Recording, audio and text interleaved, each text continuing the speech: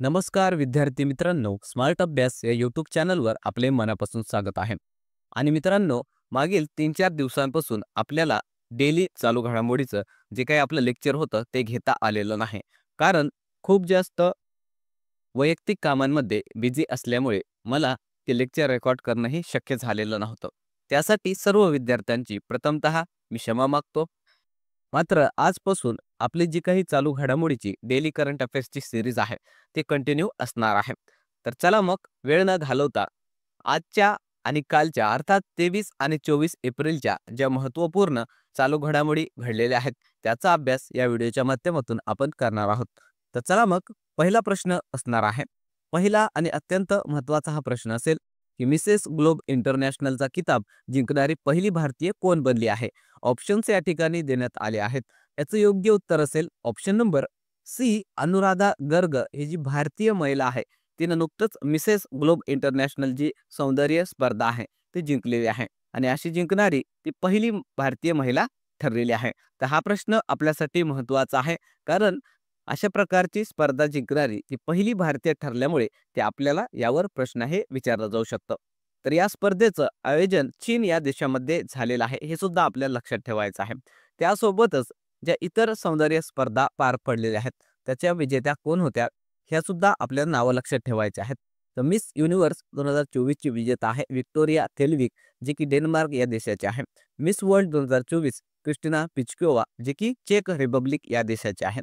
Femina miss India 2024 चा विजेता ठरलेली आहे निकिता पोरवाल आणि मिस युनिव्हर्स इंडिया 2024 ची विजेता ठरलेली आहे रिया सिंगा. या इतर गोष्टी सुद्धा आपल्याला लक्षात ठेवायच्या आहेत.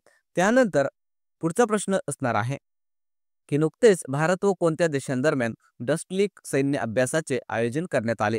ऑप्शन्स या ठिकाणी देण्यात आले आहेत. याचं योग्य उत्तर असेल ऑप्शन नंबर सी, भारत आणि उझबेकिस्तान या दोन देशांदरम्यान हे डस्ट लीक नावाचं सैन्य अभ्यास जे आहे त्याचं आयोजन हे करण्यात आलेलं आहे. त्याविषयी काही पॉइंट्स लक्षात ठेवायचे आहेत. तर सैन्य अभ्यासाचं नाव असेल डस्ट लीक. याचं हे 6व्या क्रमांकाचं एडिशन आहे आणि नुकतंच पुण्यामधील जे औंध बाग आहे त्या ठिकाणी हे या सैन्य अभ्यासाला सुरुवात झालेली आहे. कालावधी असणार आहे 16 ते 28 एप्रिल. तर हे काही मुद्दे आपल्याला याविषयी लक्षात ठेवायचे आहेत.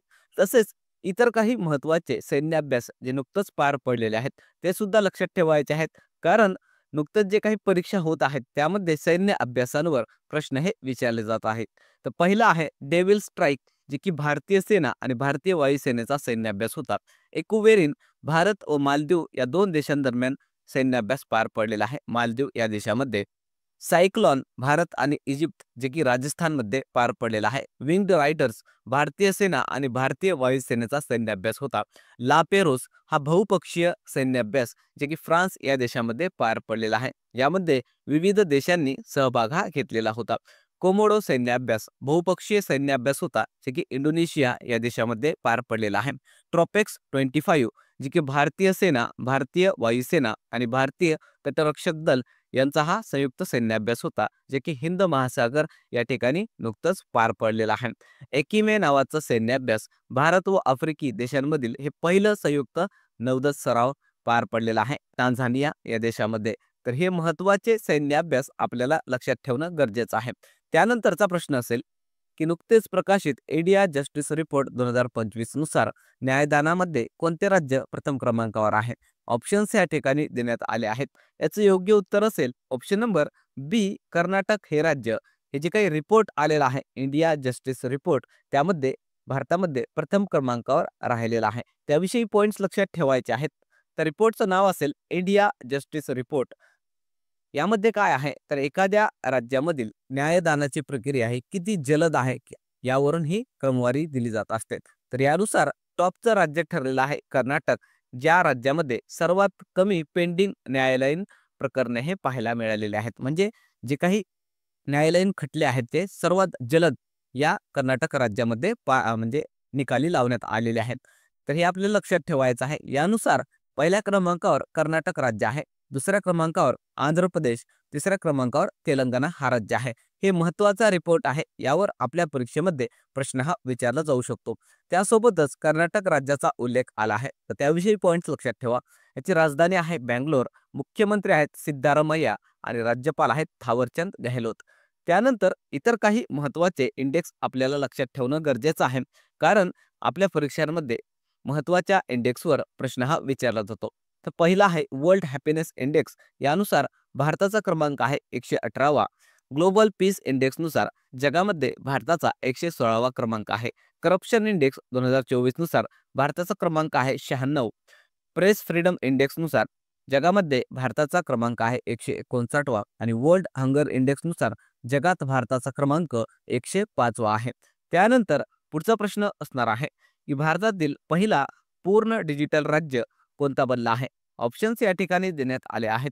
याचं योग्य उत्तर असेल ऑप्शन नंबर बी, केरळ हे राज्य भारतातलं पहिला पूर्ण डिजिटल साक्षर राज्य बनलेला आहे. तर हा प्रश्न महत्त्वाचा आहे, कारण भारतातला हा पहिला राज्य ठरलेला आहे जे की पूर्णतः डिजिटल साक्षर राज्य म्हणून घोषित करण्यात आलेला आहे किंवा बनलेला आहे. यावर आपल्या परीक्षेमध्ये प्रश्न हा हमखास विचारला जाऊ शकतो. तर त्याविषयी काही पॉइंट्स लक्षात ठेवायचे आहेत. तर केरळ हे भारतातलं पहिला असा पूर्ण डिजिटल साक्षर राज्य बनलेलं आहे. आता पूर्ण डिजिटल साक्षर राज्य म्हणजे काय, त्याचा अर्थ लक्षात ठेवायचा आहे. त्या राज्यातील प्रत्येक व्यक्ती डिजिटल वस्तू स्मार्टफोनचा उपयोग करून कॉल करू शकतो, नेट बँकिंग तसेच इतर ज्या काही ऑनलाईन गोष्टी होत असतात त्या गोष्टी करण्यास तो सक्षम असतो. तर असा अर्थ असतो पूर्ण डिजिटल साक्षर असण्याचा. या संबंधित 2022 साली केरळ राज्याने डिजी केरळ नावाचं एक प्रोग्राम सुद्धा सुरू केलं होतं. कशासाठी? तर पूर्ण डिजिटल साक्षर राज्य बनवण्याच्या उद्देशाने. आणि याचंच फलित आहे की आज ते राज्य भारतातलं पहिलं पूर्ण डिजिटल राज्य हे बनलेलं आहे. त्यासोबतच आपल्याला इतर काही मुद्दे लक्षात ठेवायचे आहेत. तर भारतातील पहिला डिजिटल गाव आहे गुजरातमधील अकोदरा. भारतातील पहिला डिजिटल बँकिंग राज्य आहे केरळ. त्यासोबतच केरळ विषयी काही पॉइंट्स लक्षात ठेवायचे आहेत. राजधानी आहे तिरुअनंतपुरम. मुख्यमंत्री आहेत पिनराई विजयन आणि राज्यपाल आहेत सध्या आरिफ मोहम्मद खान. त्यानंतर पुढचा प्रश्न बघण्या अगोदर व्हिडिओ जर आवडला तर व्हिडिओला लाईक करायचा आहे. चॅनलवर नवीन असाल तर कृपया करून चॅनलला सबस्क्राईब करून घ्या. तसेच हा व्हिडिओ आपल्या विद्यार्थी मित्रांना नक्की शेअर करा, जेणेकरून याचा फायदा आपल्या मित्रांना सुद्धा होईल. चला मग पुढचा प्रश्न आपण बघणार आहोत. तर नुकतेच नीती आयोगाच्या रिपोर्टनुसार ऑटोमोबाईल उत्पादन क्षेत्रात भारताचा जगात कितवा क्रमांक आहे? ऑप्शन्स या ठिकाणी देण्यात आले आहेत. याचं योग्य उत्तर असेल ऑप्शन नंबर ए, चौथा क्रमांक भारताचा या रिपोर्टनुसार जगामध्ये सांगण्यात आलेला आहे. तर त्याविषयी काही पॉइंट्स लक्षात ठेवायचे आहेत. तर नुकतंच जे नीती आयोग आहे त्याचं एक रिपोर्ट प्रकाशित करण्यात आलेला आहे. त्याचं नाव आहे automobile industry powering India's participation in global value chains. आणि यानुसार ऑटोमोबाईल उत्पादनामध्ये भारताचा जगात चौथा क्रमांक आल्याचं सांगण्यात आलेलं आहे. आणि ही जी काही रिपोर्ट आहे ती 2023च्या आकडेवारीनुसार ठरवण्यात आलेली आहे. हे सुद्धा आपल्याला लक्षात ठेवायचं आहे, कारण नीती आयोगाशी संबंधित रिपोर्ट आपल्यासाठी खूप महत्त्वाचा आहे.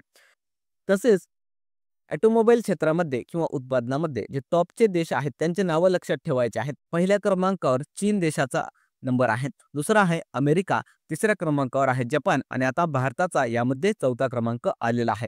हे मुद्दे आपल्यासाठी महत्त्वाचे आपण लक्षात ठेवायचे आहेत. त्यासोबतच नीती आयोग जे आहे त्याविषयी काही पॉइंट्स लक्षात ठेवा. याचं लॉंग फॉर्म असतं national institution for transforming India. याचे अध्यक्ष असतात पंतप्रधान आणि उपाध्यक्ष आहेत सध्या सुमन बेरी.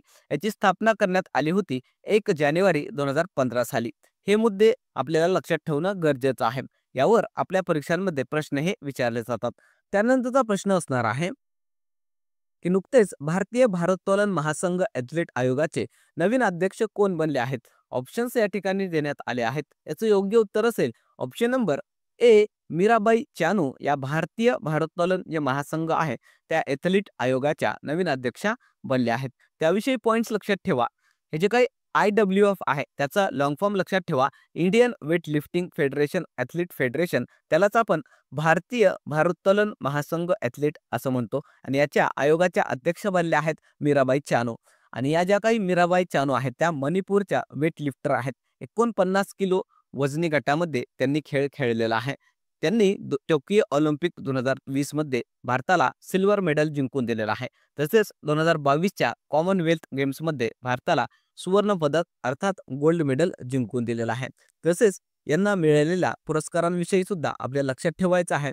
2018 साली पद्मश्री पुरस्कार आणि 2018 सालीच मेजर ध्यानचंद खेलरत्न पुरस्कार देऊन त्यांचा सन्मान सुद्धा करण्यात आलेला आहे.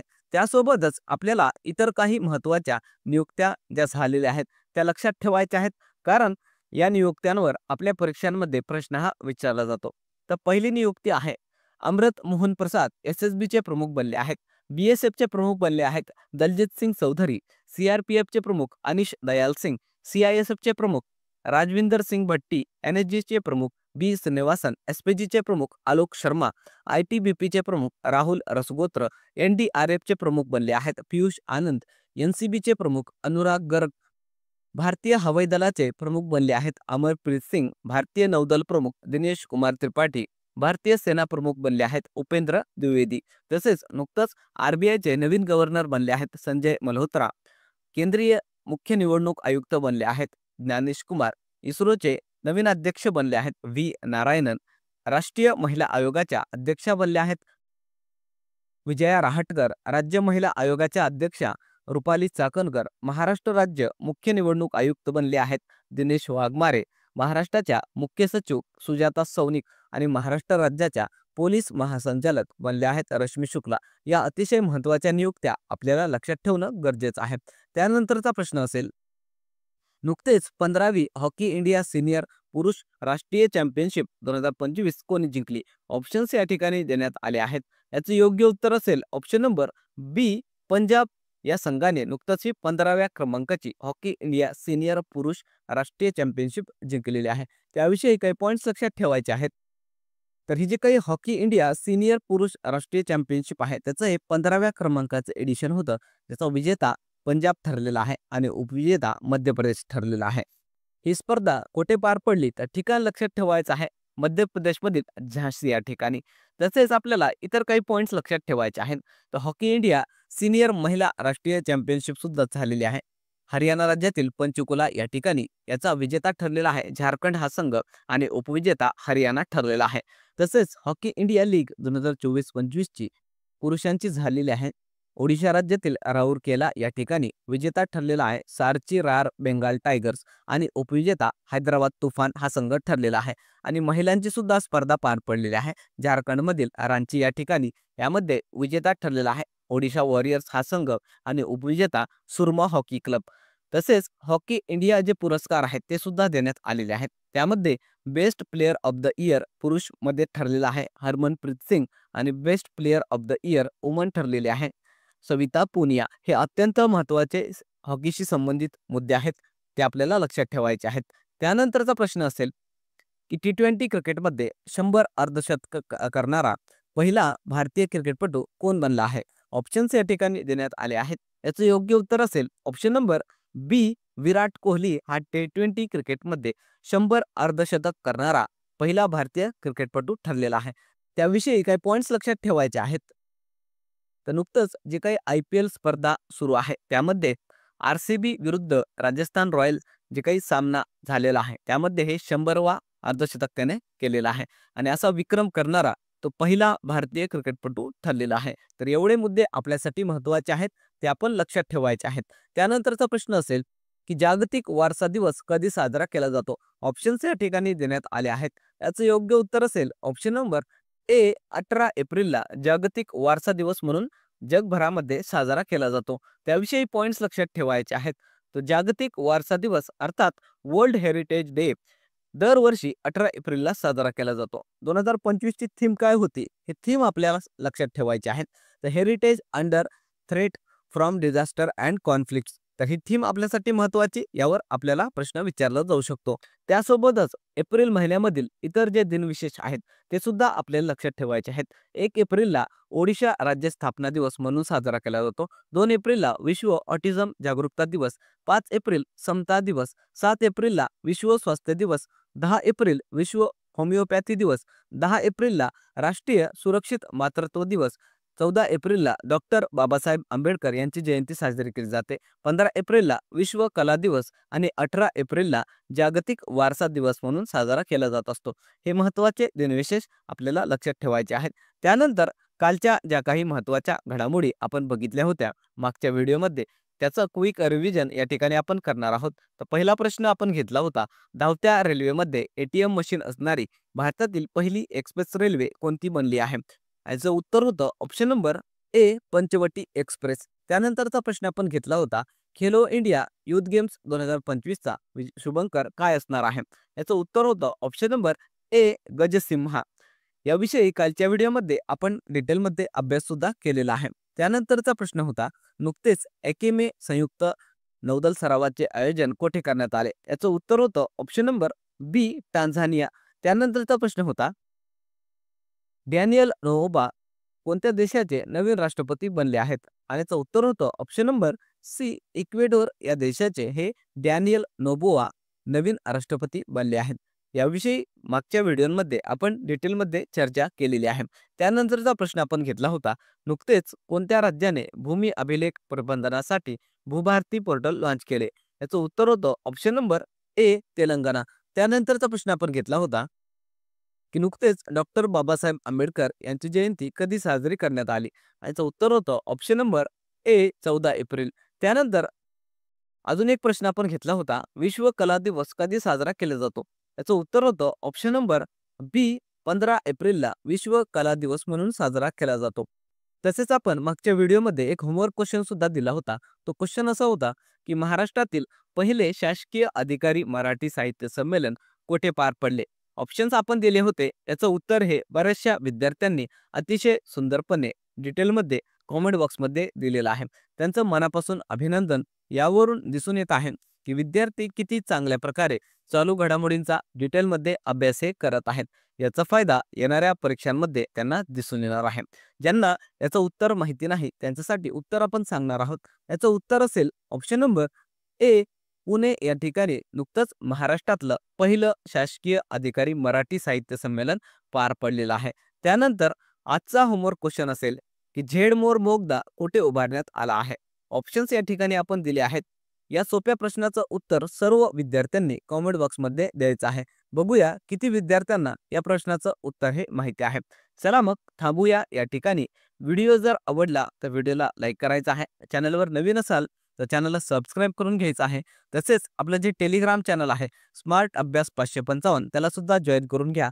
कारण त्या ठिकाणी विद्यार्थ्यांसाठी मोफत PDF नोट्स आपण देत असतो. तसेच इंस्टाग्राम आणि व्हॉट्सअप चॅनल सुद्धा आहे स्मार्ट अभ्यास या नावाने, त्याला सुद्धा जॉईन करून घ्या. त्या ठिकाणी विद्यार्थ्यांसाठी मोफत ऑनलाईन कंटेंट आपण टाकत असतो. थांबूया मग पुन्हा भेटूया एका नवीन व्हिडिओसह. तोपर्यंत धन्यवाद.